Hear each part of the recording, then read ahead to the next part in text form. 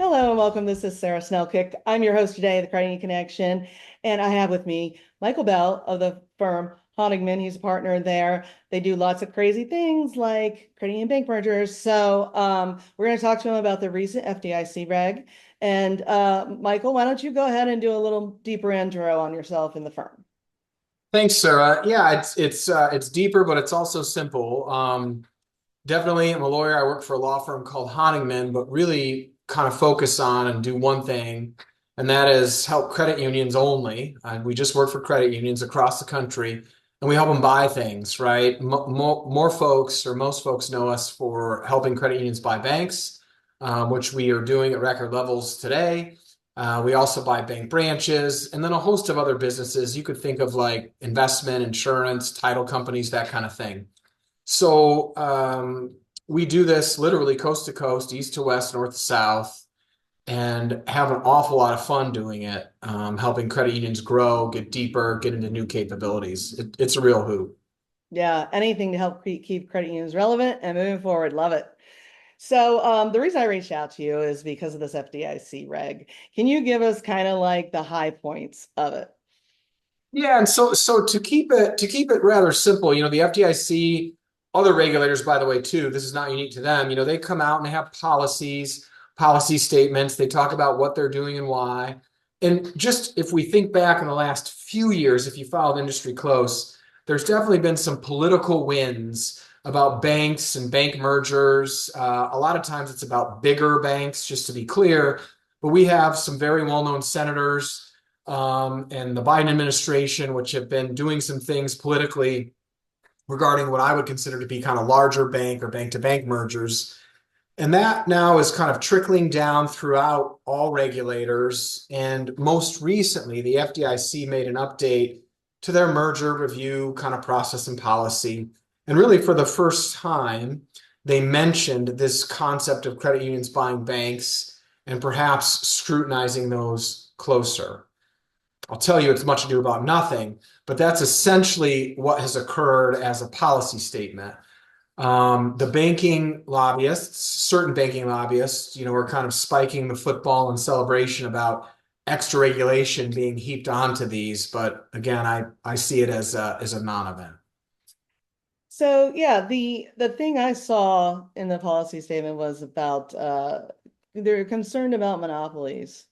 And Mhm. I'm thinking a credit union having a monopoly, that would be nice. I mean, honestly, and it's not just credit unions, obviously, they talk about fintechs and other banks purchases. Yeah, I mean, do you say it's a non-event? I mean, is that in part why, or what reasons are you saying it's non-event? Yeah, yeah. So I think primarily it's a non-event because we've already been doing what they're talking about. And I'll explain, when a credit union buys a bank, the credit union, applies to just the NCUA or the NCUA in the state, depending on how they're chartered. The bank would apply to the FDIC, absolutely, and then depending the OCC or the state. And for years now, as a part of the FDIC process, we have been asked and we have been answering questions like, Dear credit union, if CRA applied to you, even though we know it doesn't, but let's pretend it did, how do you meet it? We've been answering that question for like 3 years. Hmm. They ask things about give us the product comparisons between what you have and what the bank has, and will products and services be lost? Where are your branches? Do you serve underserved communities? How will this affect lending levels? All those things that I would say to you, Sarah, are exceptionally important, right? Hmm. We've been answering that for years and years and years. I can't imagine an additional thing they could ask based on this new policy. Like, I just can't. These transactions are reviewed so heavily and so thoroughly by all regulators. I have no concerns about them becoming, more onerous or some sort of a curveball. We've been having these conversations. And I'll be clear, I don't think they're inappropriate. I'm glad the FDIC asks. And I love every time when the credit union answers with pages and pages of tangible examples as to how they meet and exceed any CRA requirement if it ever existed for them. That's Because they excellent. don't, and we don't need them.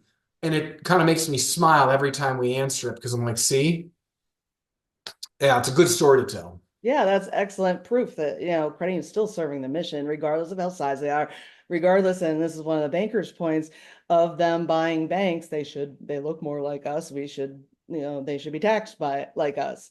Mhm. So yeah, I love that came out of those kind of applications. And I hope that the credit unions are using those points too to market themselves within the market as well. Yeah, they are. And I'll tell you, just let's just talk about the practical nature of this. You don't do something like this just because or by accident. You would engage in this transaction for very specific, very strategic reasons. Many or most of those involve 100% getting what the bank has and then increasing it, right? You don't buy something to buy it and leave it alone. You buy something to take it and grow it and optimize it and find synergies and all kinds of fun business words, right? That I'm not going to say because I don't like business words. And Amen. that's what's happening here. So there is 15 years of history, and I know I'm preaching to a choir, but 15 years of history of branches remaining open, not being closed, lending increasing, product availability increasing, employees staying. The bank lobby is doing their job. They will mention things like, oh, this is bad because lending will stop, or these banks are disappearing. Main Street won't be served. They love to say that. Every time they say it, follow me on LinkedIn, you'll see. I say find one example of that happening in the past 15 years, and no one has been able to. Hmm. And it's not like I'm arguing for the sake of argument or no, I believe in talking about the facts and the entire picture, and it just is not occurring. And Hmm. I would even go so far to say, Sarah, find one banker that's sold that has a complaint post closing. I don't think you could find one. No, absolutely. The community's being served, their people are all hired, right? Their customers are all served. This is not a bad story. This is the wrong fight to be fighting, in my opinion. And I mean, just free market. Hello, we can sell to who we want. But also, the credit unions, the one benefit the credit unions might have is they can pay cash out because they can't take the stock options and things like that. So Yeah, that's right. That's right. And so someone would ask or try to say, oh, there must be more of these. By the way, these are the sharp minority of all transactions every year, to be clear. There are certainly more happening. And they'll say, well, there must be more because the credit union has an unfair advantage, or they're overpaying, or they're making the bank do this. And I will tell you unequivocally, one, these transactions are 100% voluntary, right? There's no hostile takeovers in these deals. It can't happen. But two, I have never seen an overpayment. But what I have seen is what you just mentioned. A credit union buyer only can pay cash. When a bank buys a bank, they can pay cash and they can also give stock. I have seen a trend in the smaller bank land of a preference to receive cash versus stock. That's not always the case, but cyclically, we happen to be in that moment. And so that might be the reason why we're seeing a few more of these than normal. But it's got nothing to do with some wild overpayments or some unfair advantages. It just doesn't. yeah, why don't they give credit unions the ability to take stock and then see what happens? Right. I mean, that's one option. So one of the things, as you said, this isn't probably going to be a huge deal because you're already reporting all this stuff to the regulators as you're going through the transaction. But one of the things, as somebody who majored in political science and has been in credit unions for 25 years, one of the things that struck me is, so when I looked at the reg, it had a little over 700 page views because it actually tells you how many page views, just 700 page views. And there were only 33 comment letters. Now, this is something that could significantly affect credit unions, or at least, maybe there will be more questions that, you just haven't thought of. It boggles my mind that they didn't write and say anything. Yeah, it's interesting because I think the challenge is, again, this is the FDIC. They don't regulate us, right? They just made a mention of this, but their primary thrust and focus, as it should be, by the way, is on their biggest customers, right? If you think about it, right? And so the FDIC, this idea of mergers causing negative effects, right? Where did that come from? That came from talking about big banks and big bank mergers and talking about what you just said, monopolies, right? Community banks, credit unions, community institutions, it's not a monopoly question. This is about the biggest of the bigs, and then there's this trickle-down effect. I'll tell you where the bank lobbyists get it right is when they talk about regulations that are appropriate for the big banks and then appropriate for community banks, and there should be a difference. Mm-hmm. I completely agree. And I feel that way for credit unions too, right? There are regulations that are required for larger entities that should not be required for smaller ones. So I really believe in that segmented regulation. And I think that's the fight we should fight, or the argument we should make. And you can fight it together. That's what I'm saying. That's exactly my point. Love, hate, like, whatever. There's this animus that's, I think, a little bit blinding. We take our eye off the prize. And I think together there'd be a huge difference if all community-based financial institutions, based credit unions, fought for the appropriate relief for community-based financial institutions, less regulation. Mm-hmm. Yeah, absolutely. And so I always give my guests final thoughts on this. Mm-hmm. For your, the discussion we had today, anything we missed, what is your final thought to share with our audience today? Yeah, so I mean, I would leave you with understand that this year we'll break a record for the most ever credit union, purchases of banks. Contrast that with, though, we will remain a sharp minority of the overall total transactions. Like, do not get confused here. There will be more than there ever have been, but it still will be the small amount compared to the bigger field. So it's very relevant right now. This is a relevant topic. Second,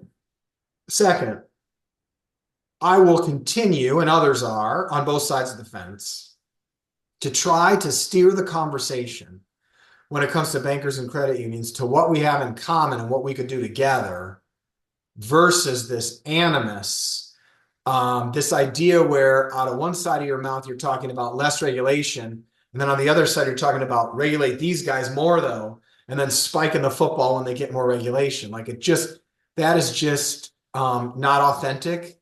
And I think ruins the message, right? Sarah, it's like, and I don't know if you golf, I golf. It's like when you're golfing and the person you're playing against, you're hoping they miss their putt, right? That doesn't feel right. I mean, if you want to beat them, you beat them of your own, right? You don't beat them by them losing. It doesn't feel good. And so I think there are some voices out there now, though. Again, if you follow me on LinkedIn, you'll see my voice a lot talking about what I just said. But then there are other people. And then I'll tell you, it's interesting.